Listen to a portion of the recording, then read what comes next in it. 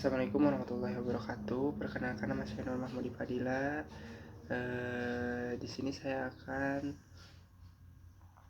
eh, melaksanakan tugas semester pendek, di mana ini adalah tugas UTS mata kuliah pemberdayaan pemikiran modern dalam Islam, yaitu PMDI. Dan berikut tugas UTS yang akan saya bawakan.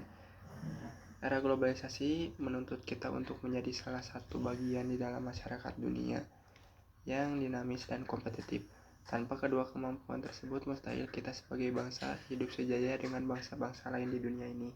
Dimensi penting untuk bisa mengikuti perkembangan bangsa-bangsa lain dalam iptek adalah meningkatkan kualitas SDM kita. Masyarakat memiliki kecenderungan selalu berubah dan berkembang, dan perubahan tersebut akan selalu berlaku pada semua masyarakat setiap saat dimanapun mereka berada. Kadangkala perubahan itu berlangsung secara tiba-tiba dan serentak. Di era modern seperti sekarang ini, umat Islam sering dihadapkan pada sebuah tantangan.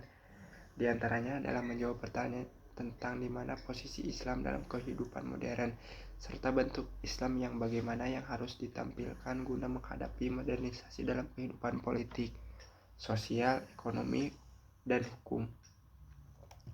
Politik dan pemikiran yang dimaksud dari akibat modernisasi di sini adalah perubahan yang biasanya terjadi bersamaan dengan usaha modernisasi. Perubahan itu bisa terjadi karena beberapa faktor, di antara lain yaitu faktor demografi, sistem stratifikasi, pemerintahan, pendidikan, sistem keluarga, dan nilai sikap serta kepribadian. Modernisasi selalu melibatkan globalisasi dan berimplikasi pada perubahan tatanan sosial dan intelektual, karena dibarengi oleh masuknya budaya impor ke dalam masyarakat tersebut. Pertarungan kedua budaya tersebut tidak selalu berpikir dengan model antagonistik, tetapi unsur yang tersisih akhirnya tidak berfungsi dan digantikan oleh unsur baru yang kemungkinan besar dimenangkan oleh unsur-unsur yang datang atau unsur impor. Biasanya unsur lokal berangsur-angsuran menurun dan tidak lagi diminati oleh masyarakat tradisional. Kata modern menjadi begitu modernisasi dalam bidang apapun itu selalu bersifat dialektik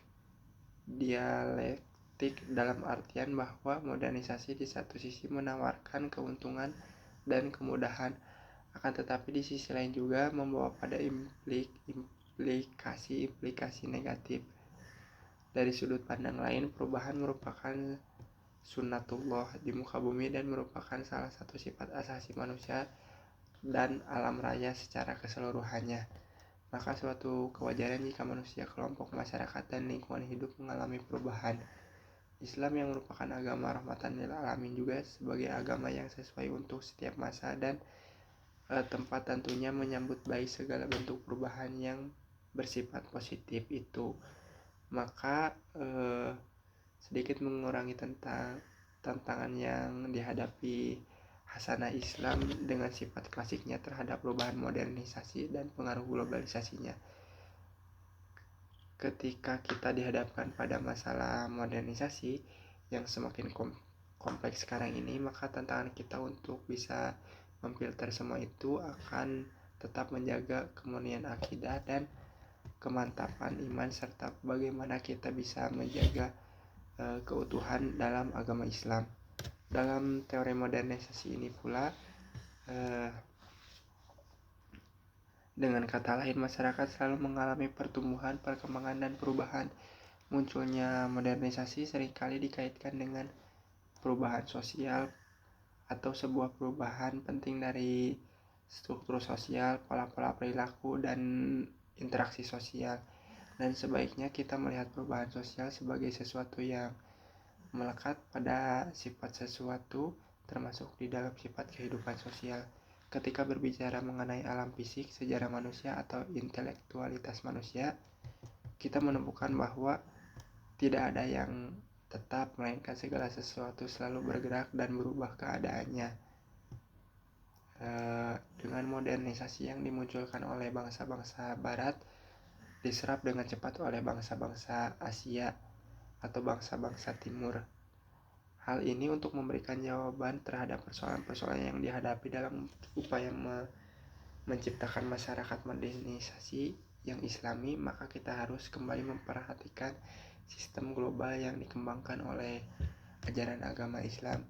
Al-Quran memuat 3 sistem dasar, yaitu sistem keyakinan atau akidah, sistem perundang-undangan atau syariah, dan sistem nilai atau sistem moral yang bisa disebut dengan akhlak.